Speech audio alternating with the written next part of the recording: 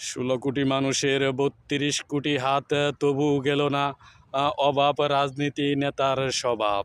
16 কোটি হাতি দেশ বিদেশে কোনো না কোনো কাজ করে, নারী পুরুষ বৃদ্ধ প্রবাসী শ্রমিক ভাইরা ঘাম জড়িয়ে টাকা বাংলাদেশে আনে, বাংলাদেশের নেতারা দেশের টাকা বিদেশে পাচার করে। দাদার আমলে গোলামি করলো, ইংরেজি শাসন চললো, 47-এর পরে পাকিস্তানির গোলামি করলো বাবার আমল। আমার আমল ভারতের গোলামি করতে করতে বর্তমান উপযুক্ত সময় এসেছে। আমরা 16 কোটি মানুষ, 32 কোটি হাত, তবু যায় না কেন অভাব, রাজনীতি নেতার স্বভাব। আমার দেশের প্রত্যেকটা ইঞ্চির মাটি সোনার চাইতেও বেশি খাঁটি। এই তো আমার কৃষকের সোনার ফসল দেখেন। গাছ সম্পদ, পানি সম্পদ, মাছ সম্পদ, সব সম্পদে ভরা আমার এই সোনার বাংলা। অথচ গেল না এই দেশের অভাব, রাজনীতি নেতার স্বভাব।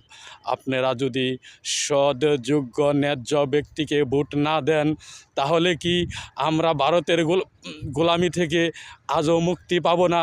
যদি আমরা সৎ যোগ্য ন্যায্য ব্যক্তিকে ভোট না দেই। সুতরাং আপনি কি চান আমার দাদা গোলামি করলো ইংরেজি গো, বাপে গোলামি করলো পাকিস্তানি গো, আমরা গোলামি করলাম ভারতের। এখন আমাদের উজ্জ্বল প্রজন্ম, আগামীর ভবিষ্যৎ, আমাদের সন্তানেরাও কি ভারতের গোলামি করবে? না, এবার সুযোগ এসেছে, সময় এসেছে। সৎ যোগ্য ন্যায্য ব্যক্তিকে যদি ভোট দেন, তাহলে আর আমাদের ভারতের গোলামি করতে হবে না। সুতরাং আগামী দিনের উজ্জ্বল ভবিষ্যৎ, ছেলেপেলেদের দিকে তাকিয়ে যদি আগামীর উজ্জ্বল ভবিষ্যতে গড়তে চাই, তাহলে অবশ্যই আমাদেরকে হার পক্ষে ভোট দিতে হবে। আমাদেরকে সৎ যোগ্য ন্যায্য ব্যক্তিকে ভোট দিতে হবে। হা মানেই হাদি, না মানে মুদি। সুতরাং আপনাকে বুঝতে হবে, হার পক্ষে ভোট দিলে বহুত দুর্নীতি, চাঁদাবাজ, সন্ত্রাসী, হত্যাকারী নির্মূল করা সম্ভব। নতুন কিছু আইন হবে। আপনি আমি সাধারণ মানুষ, আমাদের জন্য প্রয়োজন হার পক্ষে ভোট দেওয়া। হার পক্ষ ভোট দিলেই কিছু নতুন আইন হবে। না হয় বাংলাদেশের ইতিহাসে বহুত সন্ত্রাসী, চাঁদাবাজি আছে, 2-4-10টা মার্ডার খুন করেও এই দেশের সরকার তাদের মুক্তি করে দেয়। ওই সাহসেই তারা পরের খুনটা করার সুযোগ পায়।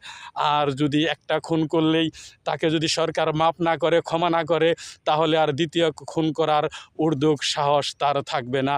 সারা বাংলাদেশের মানুষই দেখবে হত্যা করলে তার বিচার হয়, তখন হত্যা বিলুপ্ত হবে। অনেক কথা বললাম প্রিয় ভাই, পাশে থাকবেন আশা করি। আমি ক্ষুদ্র মানুষ, আবু সাঈদ, কালিহাতী, টাঙ্গাইল। আসসালামু আলাইকুম।